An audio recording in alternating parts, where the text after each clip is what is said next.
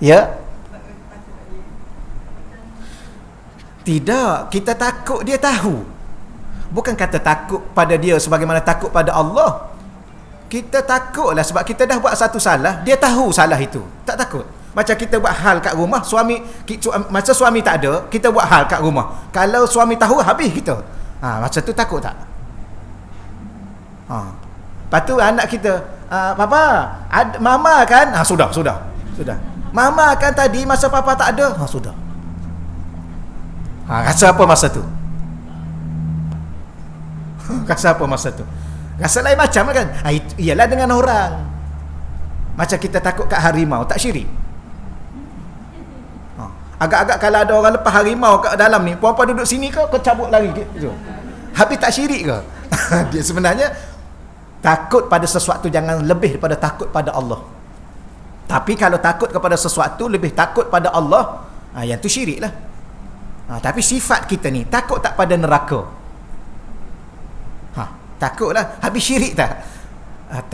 Tak syirik. Kita takut neraka sebab apa? Sebab Allah ancam kita dengan neraka. Sebenarnya neraka tu dari Allah. Tak ada masalah begitu. Cuma kita takut ni dengan bahasa apa kita nak sebut dengan? Yalah takut dia tahu, malulah kita. Takut dia tahu, malulah kita. Memang dia tahu. Masa saya pergi mula-mula tu, saya duduk di rumah Habib Ali. Ada pelajar boleh duduk di rumah Habib Omar. Pelajar duduk rumah dia. Akhir sekali ada benda yang mungkin kita juga buat, kita tak perasan, atau kawan kita yang lain yang buat. Dia kata, kamu ni, kami dah letak di rumah ni, rumah Habib ni, kamu duduk ni. Ya, kamu tak sedar diri, kamu buat apa ni? Kamu nak duduk rumah siapa lagi untuk jadi baik? Sudah, kita kata. Maknanya dia tahu kita buat. Bahkan dia kasyaf. Dahsyat, pelik. Masa tu saya tidur, katil kecil, nak letak kitab lagi. Kalau kita tidur, ni kitab. Tidur. Kalau dah tidur kan, dah tidur, pusing ke mana? Tahu tak? Puan-puan pusing ke kiri ke kanan? Ke bangun berjalan semalam? Tak tahu dah, tidur. Contoh kita pusing ke sini. Pusing ke sini, dia boleh datang dalam mimpi tu, dia pukul. Pam dengan kain ni. Terkejut kita. Dia tengok. Dalam mimpi seolah betul. Lepas tu kita tak ada, kita pun tidur balik, pusing balik ke sini, datang lagi, pukul dengan kain. Kemudian baru kita perasan, patutlah kita membelakangkan kitab. Kita pun tidur belah sini pula. Okeylah, sampai pagi boleh tidur. Mana dalam mimpi pun dia datang ni pukul ni, kalau buat salah. Tapi mimpi jangan cakap mimpi. Tapi tapi kita pun termenunglah pagi besok. Mimpi ke betul? Macam betul, tapi mimpi. Sebab kita sedar tengok dia tak ada. Contoh kalau kita cakap apa-apa kat dia, kita selalu turun. Ada seorang pelajar tu, kita selalu turun daripada rumah tu, dia masjid kat bawah tu. Masa tu duduk, lepas tahun kedua dia letak asrama, turun ke bawah masjid. Ada pelajar kata, kita awal-awal turun, contohnya Syekh kat mana? Dia suruh kita turun awal-awal, pukul 3 pagi dah ada dalam saf. Mana Syekh? Syekh tak datang. Pagi besok, tunggulah. Dia cakap. Pagi besok, dia pun tengok-tengok Syekh dah ada. Bukan semalam kau tanya aku, tak ada.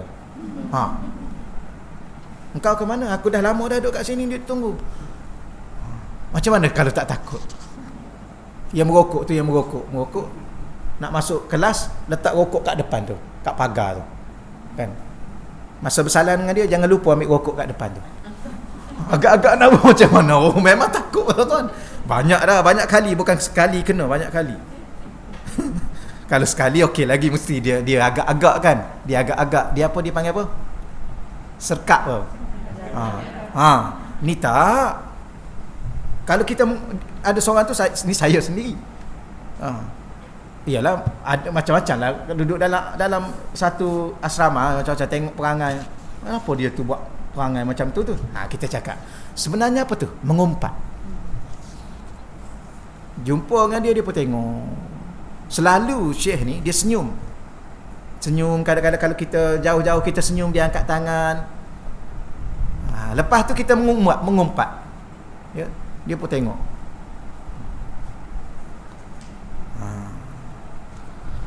Banyaklah kalau kita nak cerita, dia panggil ahlul basair. Nanti dah habis masa ni kan. Tak boleh. Banyak orang-orang yang telah Allah bagi kasyaf pada mereka. Dia kasyaf ni banyak, kadang-kadang kasyaf hati, mata, kadang-kadang kasyaf telinga. Telinga dia dengar, semua dia dengar. Ada seorang tu dia dengar semua ni. Ni bertasbih, semua tasbih. Dia dengar. Itu kenapa tu Allah bagi. Sebenarnya Allah bagi itu untuk dia lebih dekat rasa dia dengan Allah. Bukan kelebihan. Ya, kalau kita kadang-kadang ada orang dia nak jadi wali. Kenapa nak jadi wali? Sebab dia nak benda-benda yang tu lah. Sebenarnya benda tu benda sampingan aja. Sebab tu zikir. Kita kena faham kenapa kita berzikir. Sebab nak ingat Allah. Tapi selepas zikir itu kelebihan yang begitu banyak yang orang lain, orang biasa tak akan dapat. Macam tadilah. Tak akan dapat. Tapi bila mana dia dapat, kalau dia sudah faham, dia tak akan fokus pada benda tu kerana benda tu sampingan. Kalau dia pergi lagi lebih dekat dengan Allah, ni bukan dekat dengan jarak ya, jangan kita kata pergi untuk dekat dengan jarak, sebab Allah tu tak boleh diukur dengan jarak ya. Dekat tu sebenarnya di hati kita. Kita pun bercakap dalam bahasa manusia ya, engkau dekat di hatiku. Masa tu dia duduk kat mana? Kat Johor ke apa? Ya, dia duduk kat mana? Kat KL, kita duduk kat Selangor. Ya, engkau sentiasa dalam hatiku. Oh, tadi dekat, ni dalam hati pula. Tu kita bicara dengan sesama manusia. Untuk apa tu? Untuk membuktikan rasa. Betul ya? Masa bercinta dulu, dah lupa dah? Namamu terukir di hatiku. Wah, nama dia diukir dalam hati. Mana boleh ukir? Pahat ke apa? Nak ukir. Tapi itu bahasa. Sama juga kita dengan Allah. Maka semakin dekat dengan Allah. Baik. Anna dzikra. Jadi Allah buka kepada orang-orang yang boleh melihat dengan mata hati dia. Maka mereka nampak. Apa yang mereka nampak? Anna dzikra, bahawa zikir afdalul a'mal, seafdal-afdal amalan. Ya, sebaik-baik amalan, seistimewa amalan. Ya. Bahkan sembahyang itu pun zikir, baca Quran itu zikir, bersedekah itu zikir, berselawat itu zikir. Kenapa? Sebenarnya semua ni Allah suruh kita buat ni nak suruh ingat dia. Contoh sembahyang yang banyak kali saya ulang kan, aqimis salata li zikri, surah Taha tu. Aqimis salah, hendaklah engkau dirikan solat. Tujuan apa engkau dirikan solat? Li zikri, supaya kamu ingat kepadaku. Memanglah kalau dia punca nombor satunya solat, untuk ingat Allah. Kau cuba tengok orang tak solat. Dia tak ingat apa-apa tuan-tuan. Ya, dia tak ingat keluarga, dia tak ingat apa, dia tak ingat semua. Yang jenis tak solat. Kenapa? Solat itu adalah tiang kepada ingat kepada Allah. Sumber kepada ingat pada Allah. Kemudian Quran, kemudian dan lain-lain. Baik, walakin akan tetapi ia juga lahu aidan, ataupun tetapi zikir juga kusyurun salasatun. Apa makna kusyurun? Dia panggil apa? Lapisan kulit. Salasah, dia ada 3 lapisan kulit. Yang ni nak bagi tahu ni, zikir ni dia ada lapisan-lapisan dia. Ba'duha aqrabu lilubbin min ba'din. Ba'duha ni setengahnya lebih dekat kepada isi, lubbin tu isi, berbanding dengan yang lain. Dia ada 3 lapis kulit. Kulit 1, kulit 2, kulit 3. Macam kita tengok buah-buahan kan. Buah-buahan ni kalau kita tengok sendiri, dia ada berapa lapis? Macam kulit durian. Ke buka-buka isi terus? Tak, lapis pertama duri. Lapis kedua ada kulit yang duri melekat kat kulit tu. Kemudian ada kulit yang dalam pula yang warna putih tu. Kau tak nampak semua tu? Yang nampaknya isi durian. Isi durian tu kan, lapis luar tu kan ada kulit dia lagi. Kalau kita buka tu dia nipis tu. Yang isi betul-betul kat dalam tu kan. Tengok tu lah, itulah. Jadi hati kita pun ibaratnya begitu. Siapa yang bagi tahu? Orang yang nampak ke dalam hati kita. Yang diberi oleh aulia-aulia Allah, wali-wali Allah. Apatah lagi Nabi Muhammad sallallahu alaihi wa alihi wasallam. Baik. Walahu labbun, apa ni? Mungkin salah baris. Lubbun ni. Baginya walahu, baginya ataupun isi itu, lub ni isi, Wara al-kusyur salasah, dia terletak di bahagian dalam kulit yang 3 tadi. Kulit ada 3 lapis, kulit 1, kulit 2, kulit 3, isinya duduk dalam tu. Jadi kalau kita nak kata nak sampai ke batin hati tu, ada 3 lapis kulit. Yang ni kalau Imam Ghazali kata 3, ada kata sampai 7. Baik. Wa inna ma fadlus qusyur likauniha tariqan ilaihi. Maka kulit juga tetap mempunyai kelebihan kerana ia merupakan jalan menuju isi. Ni ibarat bahasa je. Kadang-kadang dia begini, tuan-tuan dan puan-puan. Bila mana kita merasai sesuatu atau kita mengetahui sesuatu yang jarang diketahui oleh orang, maka susah kita nak cerita. Kecuali kita cerita dalam bentuk bahasa-bahasa kiasan. Okey ya? Hakikat sebenarnya orang itu mesti melihat. Alah, macam buah tembikai lah. Buah tembikai. Kalau kita nak cerita buah tembikai ni, kan, manisnya, boleh menghilangkan dahaga, sedapnya, boleh cerita. Sedap tu macam mana? Kita pun nak cerita macam mana? Sedap buah tembikai, manis buah tembikai ni macam mana puan ya? Boleh puan cerita sikit. Manis macam madu ke? Sebab madu pun manis. Manis macam gula ke? Gula pun manis. Ke manis macam daun apa? Stevia ke? Apa? Manis juga. Dia manis macam mana? Susah kita nak cerita. Nak buat ibarat apa? Ibarat apa? Ibarat. Susah. Yang ni lah. Akhir sekali dia ada kulit, tetapi dia ada isi. Kemudian walau bagaimanapun, sebelum sampai ke isi tu, kulit itu pun mesti berguna. Betul ya? Kalau tidak, rosaknya isi itu. Itu ibarat.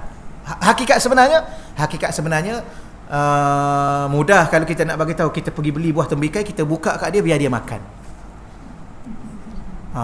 Tapi kalau dia bersungguh nak tahu, dia pergi beli sendirilah. Tunggu kita beli. Sama juga zikir. Kalau nak tahu, kita boleh tanya ulama-ulama yang sudah melaluinya.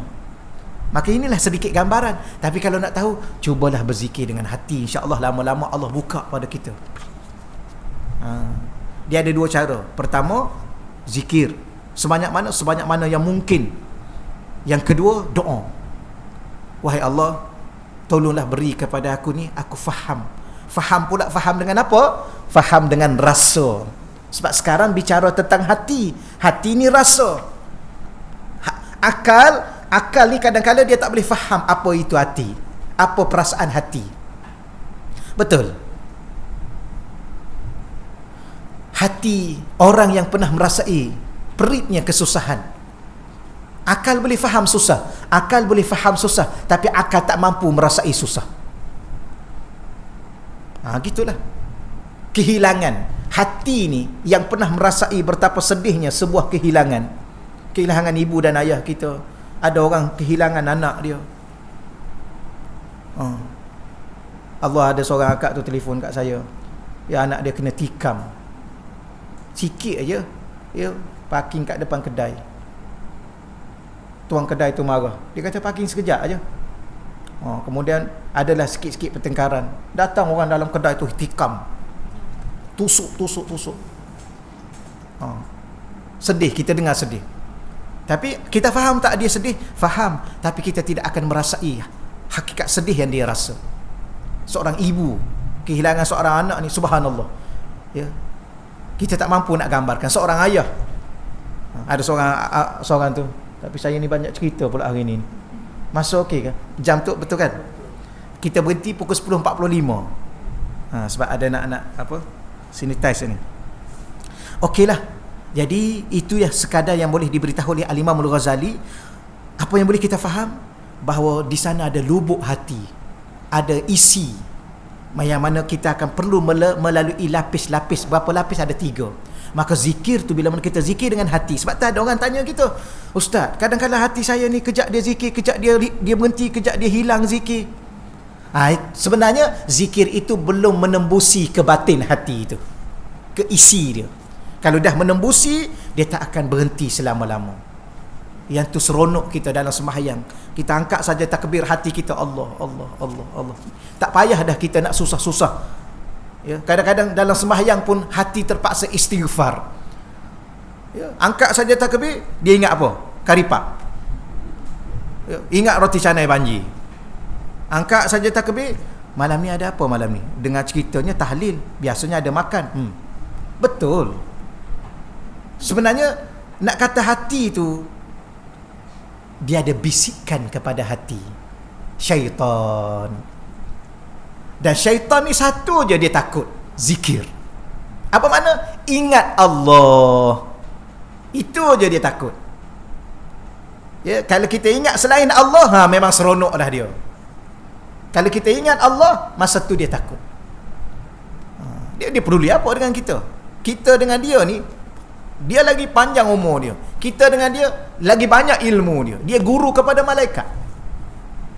Dan pengalaman dia ni bukan setakat dia tipu kita. Ditipu. Dia boleh goda Nabi Adam. Setakat kita ni tak payah cerita lah puan-puan. Dia tengok boleh makan ni. Dalam sembahyang pun dia main-mainkan kita.